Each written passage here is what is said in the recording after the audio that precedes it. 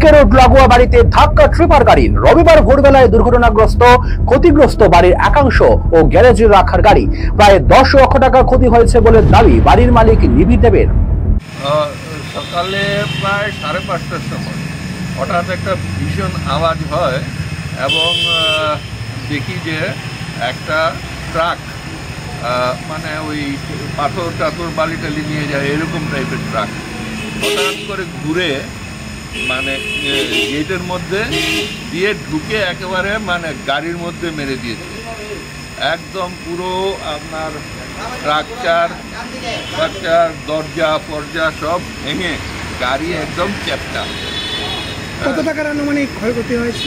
গাড়ির দাম 7 লাখ টাকা, স্ট্রাকচার 3 লাখ টাকা, 10 লাখ টাকার ক্ষতি তো বলাই যায়, মানে স্ট্রেইট হিসাব।